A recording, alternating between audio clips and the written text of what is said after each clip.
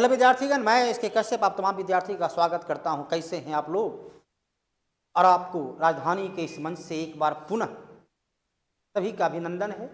आपको ज्ञात है राजधानी संस्थान जो है विशेषकर कलर के क्षेत्र में सिविल कोर्ट का जो वैकेंसी आया उसमें अपनी गुणवत्ता तो एक बार पुनः परखा और ये देखा आपने कि उसके हर प्रश्न को कैसे बेहतर तरीके से टैकल करने की विधा से परिचित कराया जाता है संस्थान के माध्यम से। आपने देखा किस प्रकार से प्रश्नों को उसी क्रम में उसी प्रकार से बतलाया गया जिस प्रकार से परीक्षा में प्रश्न आया, और परीक्षा के प्रश्न के अगले दिन ही आपको उसका आंसर शीट भी जारी कर दिया। तो अब जो है आपको ज्ञात हो चुका होगा कि आपका कितना अंक आया है और सफलता की कहाँ गुंजाइश है।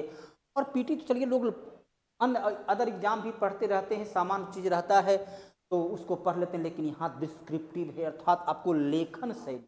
ठीक है, भले ही प्रश्न पूछा सर्वोच्च न्यायालय गठन किस अनुच्छेद पर लिखना पड़ेगा, भारतीय संविधान का अनुच्छेद 124 के आधार पर सर्वोच्च न्यायालय का गठन किया जाता है जो कि वर्तमान में दिल्ली में। तो अब आपको लाइन लिखना है, तो इसमें जो प्रश्न आपके जीके जीएस की तैयारी 15 अंक की तैयारी कैसे करें, साथ ही उसमें जो अन्य जो आपका सिलेबस है देखिए उसमें हिंदी 20 अंक का है, एसे है, लेटर है, सब लिखना होगा। अंग्रेजी भी 20 अंक का है, जीके 15 अंक का ये डिस्क्रिप्टिव है। इसमें history, geography, civics, Indian constitution, civics में मूलतः नागरिक से जुड़ा हुआ अधिकार है और कॉन्स्टिट्यूशन संविधान का तथ्य को उसमें रखा गया है। तो इसके लिए आपको डिस्क्रिप्टिव अर्थात लेखन शैली होनी। मौलिक अधिकार कितना लिखना पड़ेगा, भारतीय संविधान का अनुच्छेद 12 से लेकर 35 तक में नागरिकों को 6 अधिकार दिया गया है। ऐसा नहीं खाली लिख देना है एबीसीडी था कि चलो 6 है तो 6 को लिख दिया गया। राज का नीति निर्देशक तत्व किस से किस अनुच्छेद में लिखना पड़ेगा, राज का नीति निर्देशक तत्व भारतीय संविधान का भाग 4 जिसका उल्लेख संविधान के अनुच्छेद 36 से 31 तक में है। उसी प्रकार चलिए हिस्ट्री में मुगल वंश लिखना पड़ेगा कि 1526 से लेकर 1857 ईस्वी तक के काल को मुगल वंश के नाम से जाना जाता है। क्या मुगल वंश का संस्थापक कौन था?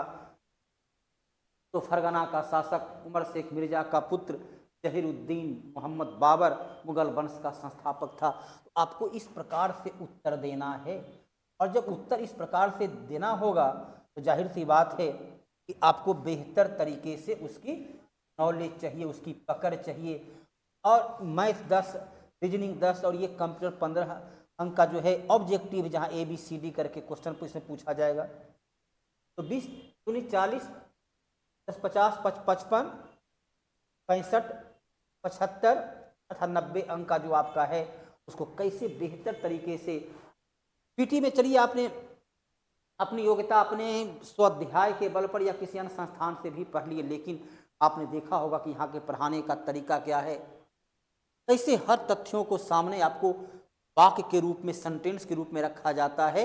हर एक विषय चलिए मैं आपके सामने लेकर आऊँगा, जीके जीएस का, हिस्ट्री का, ज्योग्राफी का, सिविक्स का, इंडियन कॉन्स्टिट्यूशन का, जहाँ की पूरे वाक्य के रूप में आपको बतलाया जाएगा किस प्रकार से जो महत्वपूर्ण पहलू हैं तो कैसे बेहतर तरीके से। उसी प्रकार इंग्लिश वाले सर, हिंदी वाले सर आपको लेखन शैली किस प्रकार से सेंटेंस को लिखा जाता है, किस प्रकार ऐसे को तैयार किया जाता है, फ्रेज मुहावरा, फ्रेज का क्या होता है मुहावरा, तो मुहावरा को किस प्रकार से हमें प्रयोग में लाना है, तो किस प्रकार से वोकेबलरी का एक से अलग अलग अर्थ के रूप में प्रयोग में लाना है।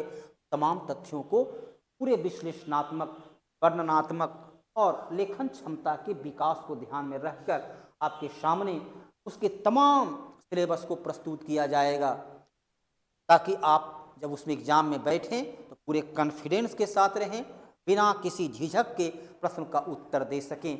और राजधानी कोचिंग तो अपने इसी योग्यता के लिए, इसके लिए ही अपनी पहचान बनाया है, जहाँ की तथ्य फैक्ट के साथ पूरे कंटेंट आपके सामने रखा जाता है।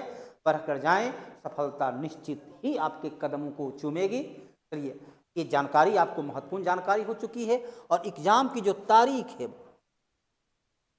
संभावित तारीख जो एग्जाम का है वो फरवरी माह में एग्जाम लेने की संभावना है। इतने सीमित समय में आपको तमाम तथ्यों का अध्ययन करना है, कैसे वाक्य विन्यास करें, कैसे लाइन को लिखें, कैसे जो ऑब्जेक्टिव ज्ञान को सब्जेक्टिव में बदलें, इस सीमित समय का बेहतर लाभ उठाना है तो राजधानी के अलावा कोई अन्य इसका विकल्प मेरे हिसाब से नहीं हो सकता है। आगे आप खुद समझदार हैं। जय हिंद, जय भारत।